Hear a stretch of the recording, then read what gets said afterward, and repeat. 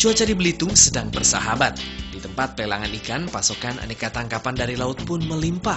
Mulai dari ikan, kepiting, hingga cumi-cumi.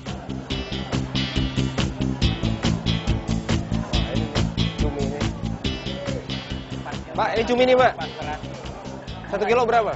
25, Pak. 25. Wah, kalau kita boleh deh, saya beli 1 kilo, Pak. Tapi ini udah diborong Bapak itu, Pak. Diborong Bapak ini. Iya, Bapak. Ini ngomong-ngomong, mau buka restoran, borong cumi banyak-banyak. Enggak, ini buat bikin kerupuk cumi.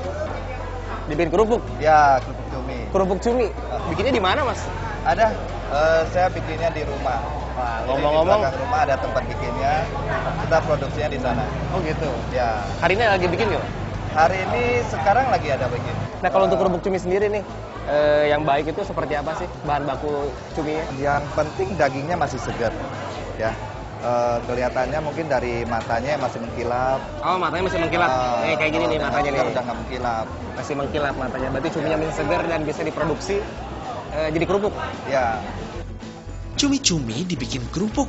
Wah, ini peluang bisnis yang unik. Jarang loh orang membuat kerupuk dari cumi-cumi.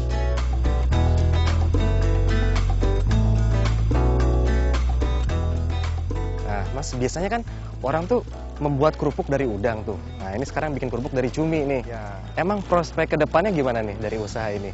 Kerupuk cumi ini inovasi baru lah ya. Jadi kita berusaha cari produk yang masih belum banyak di pasaran lah. Selain itu di sini kan masih banyak cumi, negara kepulauan sih ya. Rasa cuminya kalau udah dibikin kerupuk malah wangi. Oh gitu?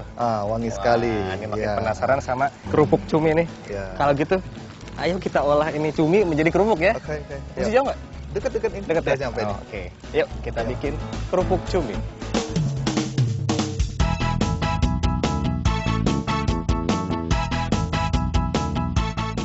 Kerupuk memang tidak dapat dipisahkan dari menu kuliner Indonesia.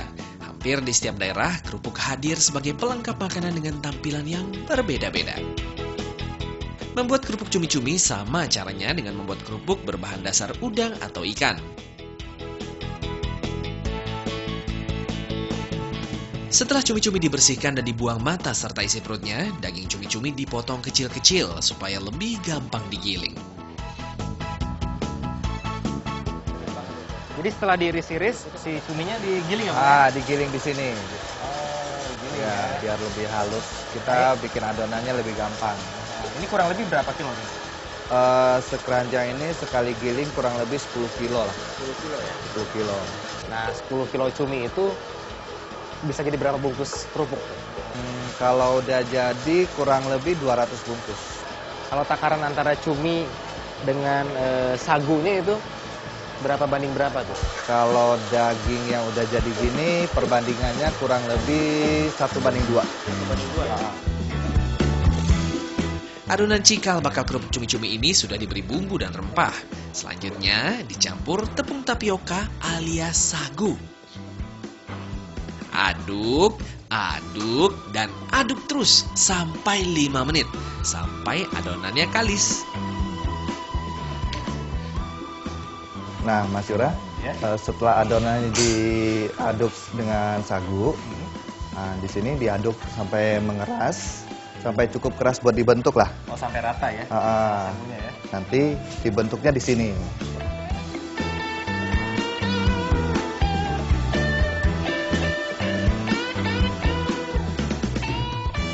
Saya kalau nyobain gini-gini boleh nggak? Boleh ya? Kita nyobain ya.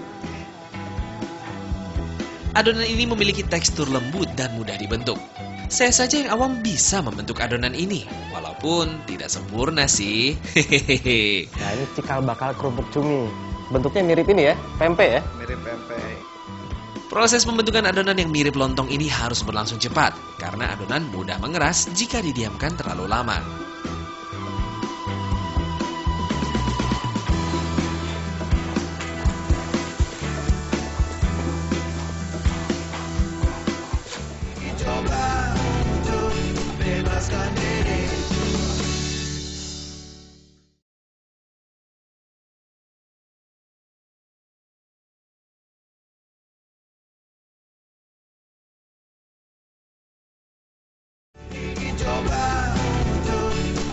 lepaskan diri.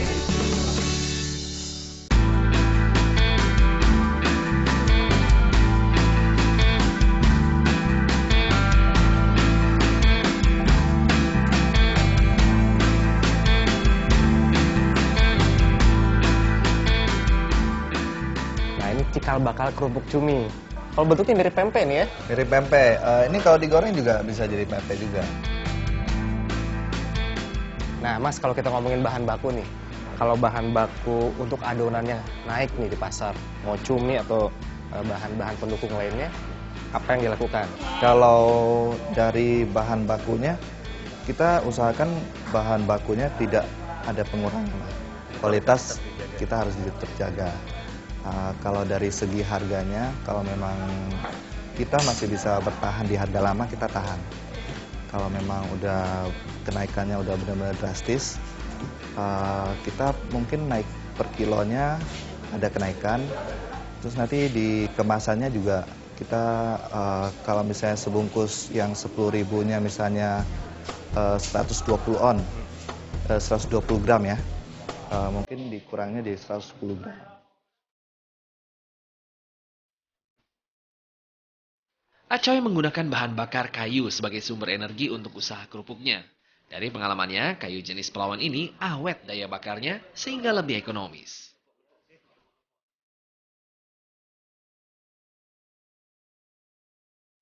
Ini kain basah, Kain basah untuk apa? biar uapnya nggak keluar. Jadi airnya nggak nguapnya cepet gitu. Oh, oke. Jadi biar cepat matang ya. Nah, untuk proses pengukusannya sendiri berapa lama itu berlangsungnya? Kalau yang ikan sama cumi ini perlu waktu setengah jam, 30 menit. Kalau misalnya yang udang perlu waktu lebih lama, 40 menit. Berarti cumi cenderung lebih cepat ya? Cumi lebih cepat. Adonan ini dikukus dulu supaya bagian dalam benar-benar matang. Ketika digoreng, hasilnya akan kering sempurna.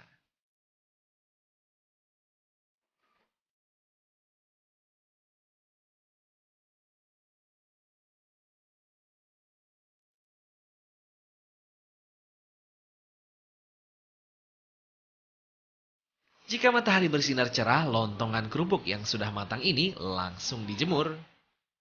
Namun jika hujan, proses pengeringan kerupuk terpaksa dilakukan di atas oven. Proses pengeringan berlangsung selama setengah hari, baik di atas oven maupun di bawah terik matahari. Setelah setengah kering, lontongan adonan kerupuk cumi ini siap untuk dipotong dengan beragam corak dan ukuran. Tebelnya itu harus pas, kurang lebih sekitar 3 mili lah. Jadi pas digigit itu lebih berasa gigitannya. Berasa di gigitan pertama berarti ya? Iya. Wah, mantap nih. Kerupuk selanjutnya dipanaskan kembali di atas oven selama 2 hingga 3 hari.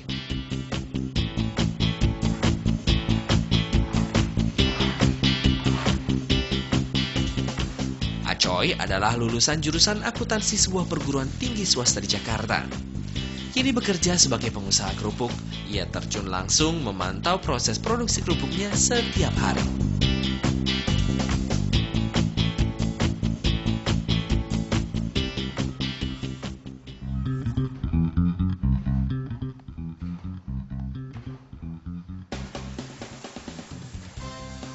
Proses penggorengan kerupuk cumi-cumi ini dilakukan 2 kali. Setelah digoreng di api kecil, kerupuk ini langsung dipindahkan ke wajan berapi besar sehingga mengembang sempurna. Tuh, lihat. Kerupuknya langsung mengembang kan? Luar biasa. Wah, ini udah jadi nih ya. Ini udah jadi. Nah, kita cobain nih. Boleh, Kerupuk Mas, kan? cumi nih. Coba kita. Cuminya kerasa. Tapi ini ngomong-ngomong, usaha kerupuk ini kan emang kalau saya perhatikan dari awal itu tahapannya kan panjang tuh ya. Tahapannya panjang. Harus Ya. dijemur lah, harus proses pengovenan gitu Ya. kan. Nggak ada produk substitusi yang lebih praktis. Produk substitusinya ada. Kita selain bikin kerupuk, ada bikin getas. Getas. Ada getas udang dan getas ikan. Getas itu kerupuk kletek itu ya? Pletek, ya. Pletek ya. Jadi kalau getas itu dia proses bikinnya lebih cepat. Ngomong-ngomong ada proses pembuatannya ya hari ini kerupuk pletek? Hari ini ada. Sekarang lagi bikin. Kita kesana gimana? Lihat boleh? Ayo. Oke, kita lihat proses pembuatan kerupuk pleteknya. Wah, banyak banget kerupuknya nih. Luar biasa.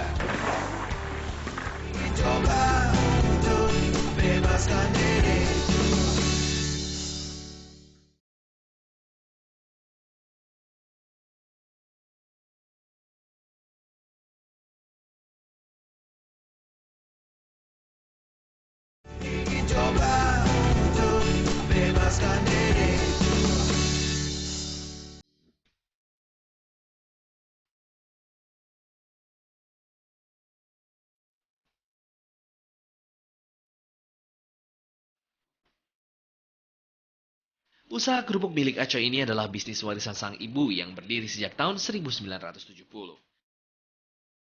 Setelah 3 tahun bekerja sebagai seorang internal auditor di ibu kota, pria bernama asli Wui Chiang ini akhirnya memutuskan menggeluti bisnis kerupuk ini 7 tahun lalu, saat usianya 25 tahun. Kerupuk pletek yang biasa disebut kerupuk getas ini terbagi atas 3 varian bahan baku utama. Ada pletek tenggiri, pletek udang, dan lagi-lagi pletek cumi-cumi. Untuk membuat kerupuk pletek ini jauh lebih mudah dan lebih singkat daripada kerupuk Nah, biasa. ini dia calon kerupuk pletek. Kerupuk ini selain mudah dibuat, juga tidak melalui proses penjemuran. Gitu ya, Mas ya? Ya. Nah, jadi setelah digini-gini, Kita langsung goreng. dipotong terus digoreng ya? Dipotong langsung digoreng. Wah, mudah sekali nih. Nah, ini kalau saya perhatiin, karyawannya, Bapak ini tadi mengerjakan yang lain. Bapak ini sekarang mengerjakan yang ini. Ibu ini yang lain juga nih. Ini berarti semua karyawan bisa mengerjakan semua bidang pekerjaan ya? Iya, semuanya bisa. Nah, itu nggak takut kalau misalkan rahasianya dicontek nih misalkan sama mereka? Enggak juga sih. Jadi kalau karyawan dia cuma bagian pembentukan sama bikin adonannya aja. Kalau buat masukin resepnya sendiri itu kita dari pihak keluarga yang tahu. Rahasia keluarga yang tahu. Oh, mantap, mantap. Setelah dibentuk setebal batang rokok, adonan lalu dipotong sesuai ukuran yang disukai pasar, yaitu sekitar 2 cm. Semula, kerupuk pletek ini hanya berbentuk lonjong sederhana. Kini dibentuk ala ketupat. Maka tak salah jika kerupuk pletek ini dinamakan pletek ketupat. Selanjutnya, adonan kerupuk pletek ini direndam dalam minyak goreng. Selain agar adonan tidak lengket, perendaman juga bertujuan agar minyak meresap ke dalam adonan, sehingga isi bagian dalam kerupuknya juga matang ketika digoreng.